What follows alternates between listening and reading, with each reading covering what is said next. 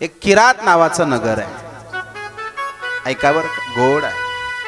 आणि त्या किरात नावाच्या नगरमध्ये एक ब्राह्मण राहतो.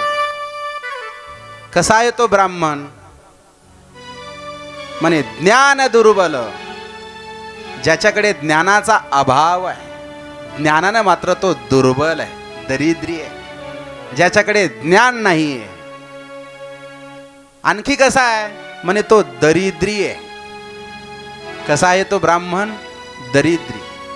दरिद्री शब्द माहिती आहे तुम्हाला? दरिद्री या शब्दाचा अपभ्रंश झालेला आहे सध्या. माहिती आहे तुम्हाला काय? दलिंदर, अपभ्रंश, असे बरेचसे शब्द आहे व्यवहारामध्ये. बघा, पोरीचं जेव्हा लग्न होतं ना, पोरीचं लग्न झाल्याच्या नंतर पोरीचा बाप पोरीला स्नानाकरता एक वस्तू देत असतो. काय आहे त्याचं नाव? मी तुम्हाला विचारतो, कारण यांना काय माहिती नसतं, तुम्हाला सगळं माहिती असतं. कोणी काय दिलं, कोणी काय दिलं, कोणी काय दिलं, कोणी काय काय दिलं. पोरीचा बाप जेव्हा पोरीचं लग्न करतो तर एक वस्तू पोरीला विशेष भेट म्हणून देत असतो. आई वडील एक वस्तू देत असतात, त्या पोरीला स्नानाकरता एक वस्तू देतात. काय आहे त्याचं नाव?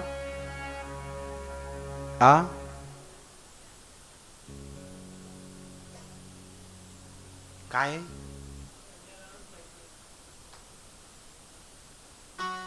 काय नाव आहे त्याचं?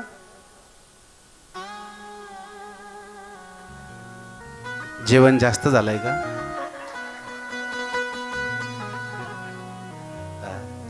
अरे, त्या पोरीचा बाप त्या पोरीला एक वस्तू देत असतो, ऐका, स्नाना करता.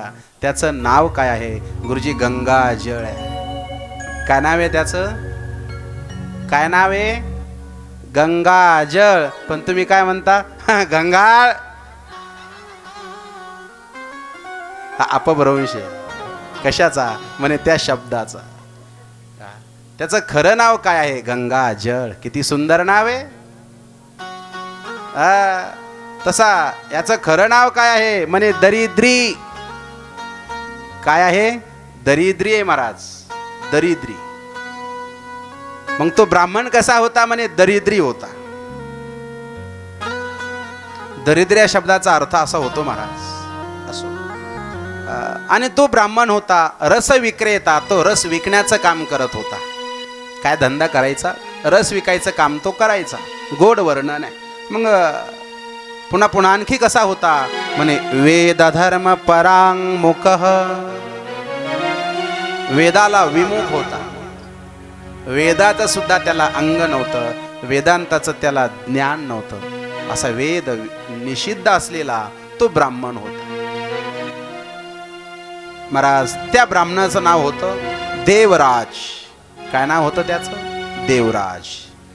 मग हा जो देवराज नावाचा ब्राह्मण आहे ना महाराज, त्या किरात नगरमध्ये राहायचा. असा पापी होताच, दरिद्री होता, वेद निषिद्ध कर्म करायचा. त्याचं लग्न झालेलं होतं. पण असा एकदा फिरता फिरता एका तालाबाच्या जवळून चालला. तर तालाबाच्या जवळ काही स्त्रिया स्नान करत होत्या. तर त्या स्त्रियांमध्ये एक शोभावती नावाची वेश्या स्नान करत होती. त्या वेश्येवर सज्जनांनो त्याची नजर पडली. व्याजी लिहितात, पडल्याच्या नंतर आता ती वेश्याच, तिला पैसाच लागत होता, धन लागत होता, आणि हाही ब्राह्मण होता महाराज. म्हणून एक लक्षात ठेवा, या शरीरामध्ये दोन असे अवयव आहेत आपल्या शरीरात जे पाप गोळा करतात.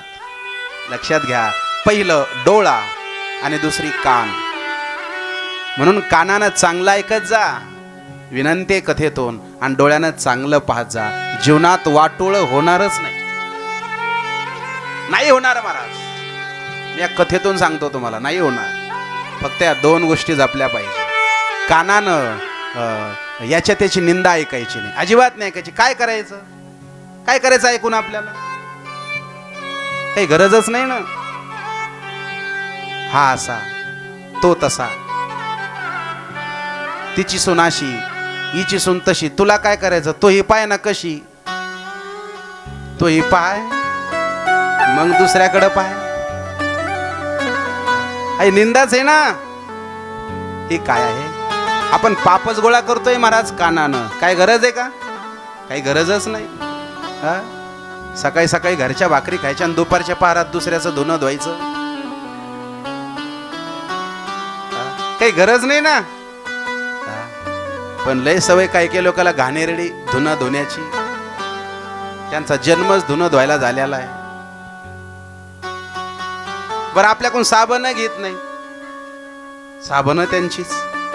एवढी पाण्याची टंचाई उन्हाळ्यात असते चौधरी नगरला, ते म्हणतात पाणी बी आमचंच घेतो आणि धुवून स्वच्छ करून देतो. असं करू नये, अजिबात नाही. महाराज, निंदा कोणाची करायची नाही. म्हणजे या कानाने काय करतो आपण, पाप तर गोळा करतो. करू नये. आणि डोळ्यानं चांगलं पहा.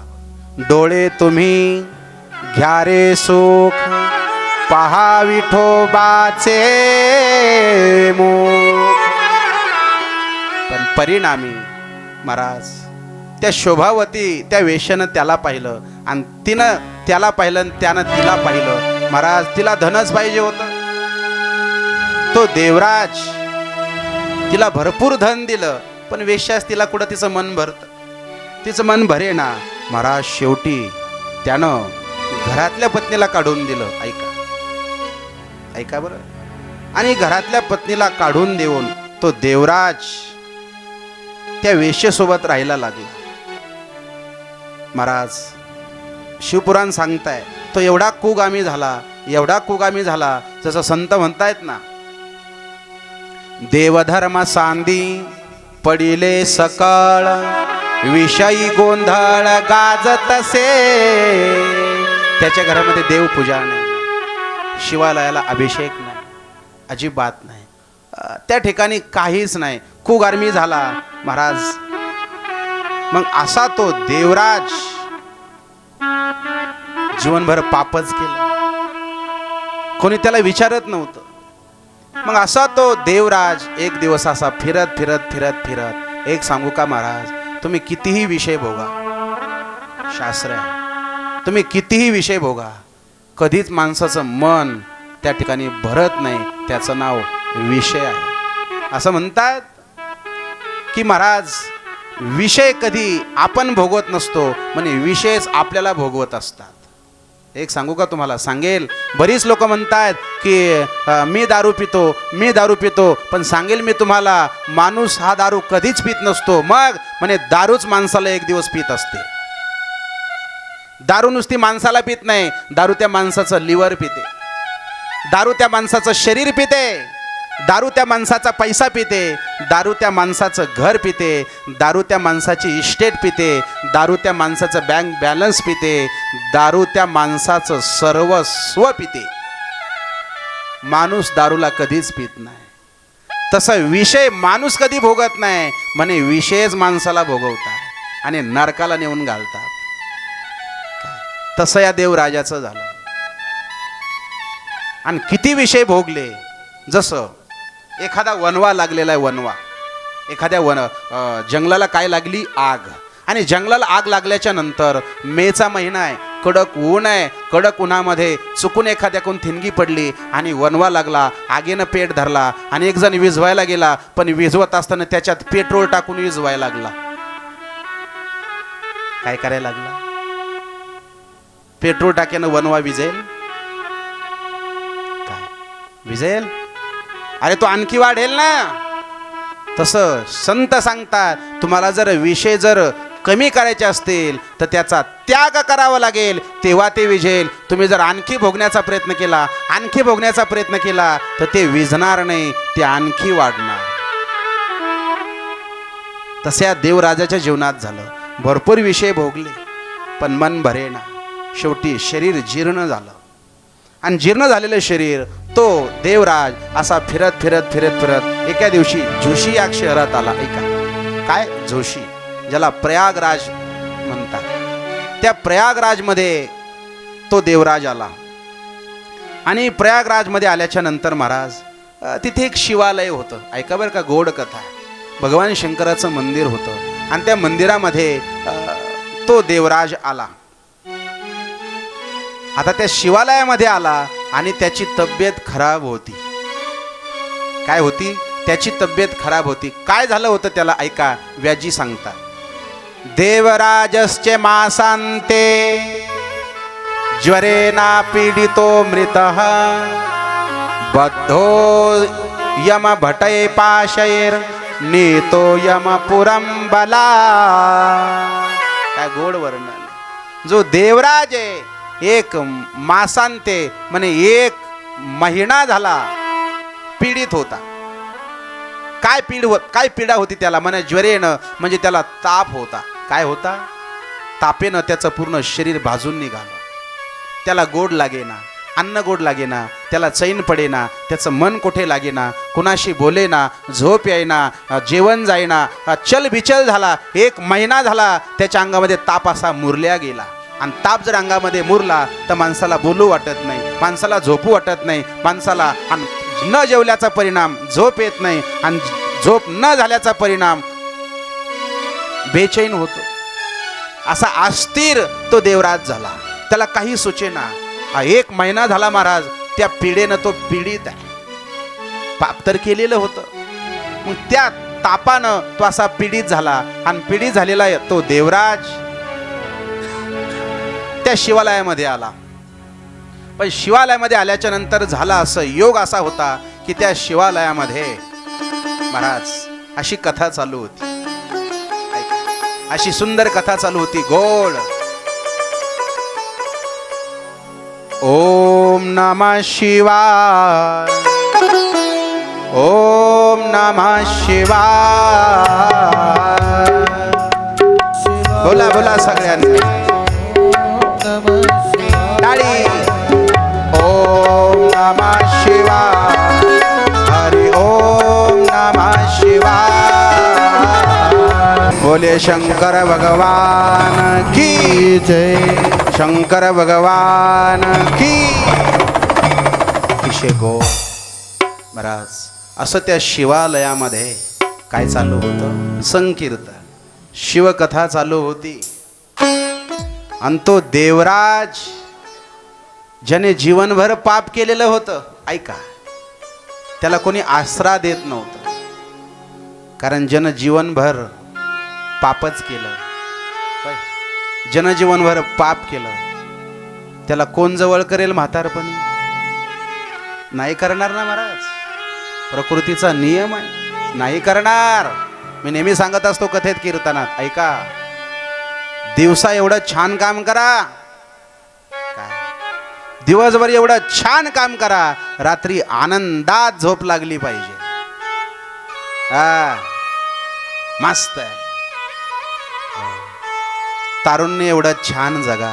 भगवंतानं दिलंय ना आपल्याला तारुण्य.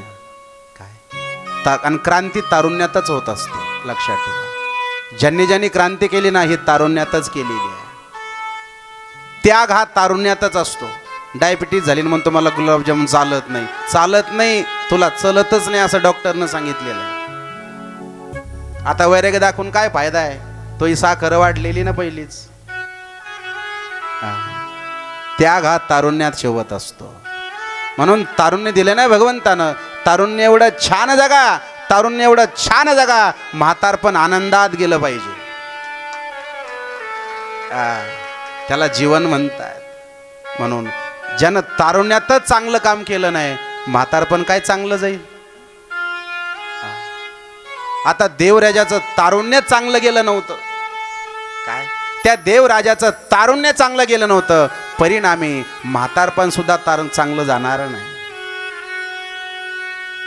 पण अनायास त्याला ताप काय यावा, त्याला कुठेच आसरा न मिळावा, मग त्यानं कुणाचा आश्रय घेतला? म्हणे शिवालयाचा, शिवजींचा आश्रय घेता. आणि तो आहेच महाराज तसा. मेरा भोले बाबा सग सब से निराला है, मेरा भोले बाबा सबसे निराला है. नक्कीच आहे. म्हणून तो सगळ्या देवापेक्षा वेगळा आहे. नक्की त्यानं आपलंसं केलं. त्या शिवालयामध्ये तो देवराज गेला ज्याला कोणीच आपलं केलं नाही, त्याला शिवजी आपलं करतात. म्हणून तर ते शंकर आहे. तिथे गेला 1 महिना झाला ताप तर आलेला होता.